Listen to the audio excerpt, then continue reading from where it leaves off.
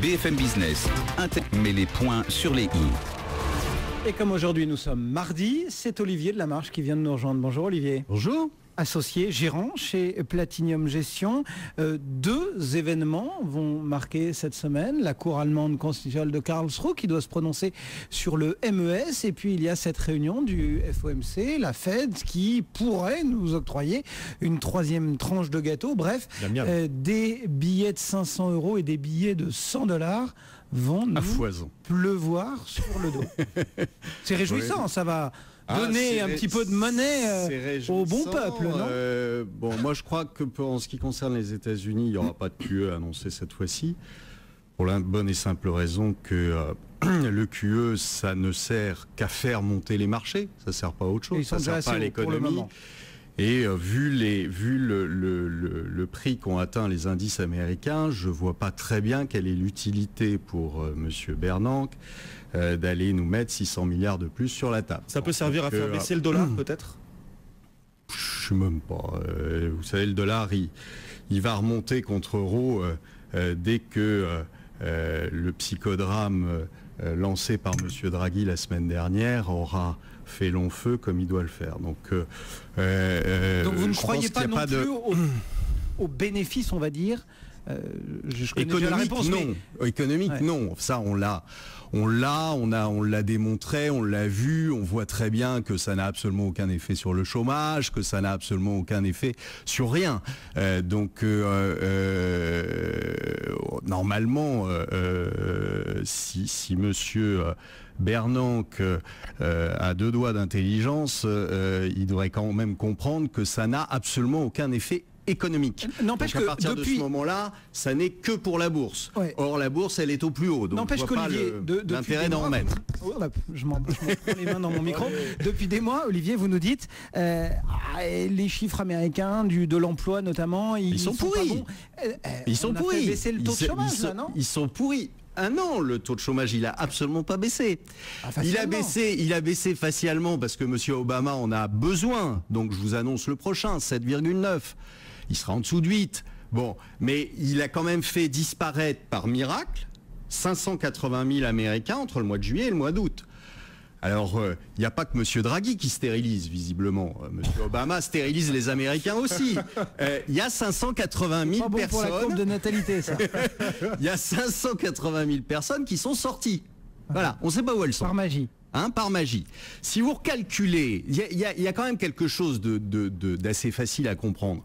La population américaine, elle croît. La population totale américaine, elle croît en gros d'1 million tous les 5 mois. Donc, depuis le début de la crise, depuis 2008, vous avez en gros 11 millions de plus de personnes aux États-Unis. Il se trouve que vous ne les retrouvez pas dans la population active. La population active, elle n'a pas bougé. Ce qui est la première fois, c'est hallucinant, on l'a jamais vu. Et c'est pas dû au papy boom qui... Non, c'est tout simplement dû à des gens qui disparaissent des statistiques. Alors, si vous retraitez les statistiques, au lieu de 8,1, vous avez 11,7. Qui est la vraie population au chômage. Et alors, c'est un but purement électoraliste ou alors on va tomber à un taux zéro ou... Non, si continue comme ça, Monsieur Obama, on a calculé qu'en octobre 2016, il aurait un taux de chômage négatif. C'est fabuleux. Heureusement, les chiffres sont à chaque fois révisés après coup. J'espère. Mais en fait, non, ils sont pas révisés là-dessus d'ailleurs. Absolument pas.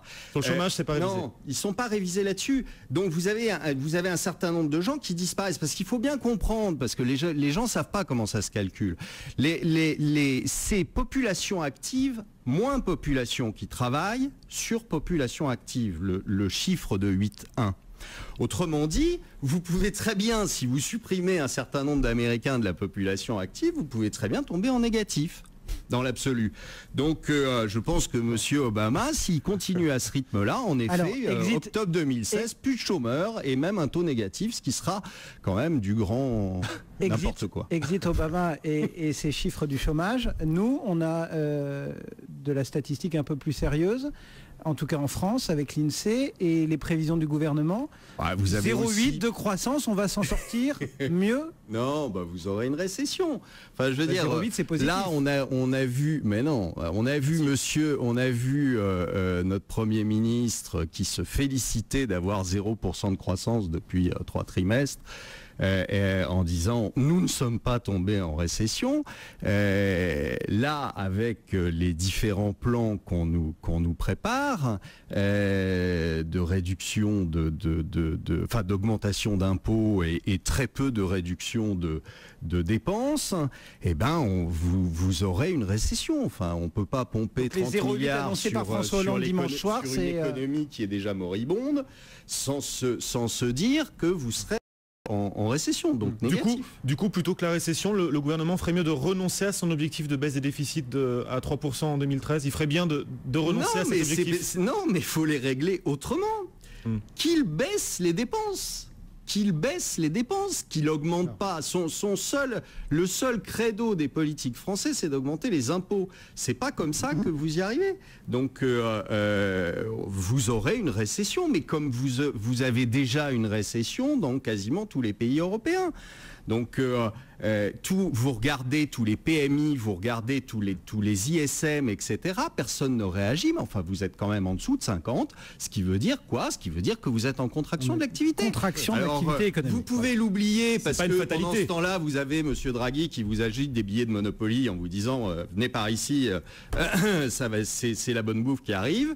Mais bon, le problème reste le même. Vous avez un ralentissement économique majeur et qu'il va bien falloir à un moment ou à un autre que la bourse le prenne en compte, malgré les gesticulations de nos chers banquiers centraux. En même temps, l'économie, Olivier, c'est de la psychologie et François Hollande a peut-être raison de dire voilà, on ne sera pas en récession. S'il disait ça, ce serait encore pire. Évidemment qu'il va pas le dire. Non, mais je dis pas qu'ils le disent pas, mais il faudrait quand même que les marchés ne prennent pas pour argent comptant toutes les bêtises qu'on peut dire.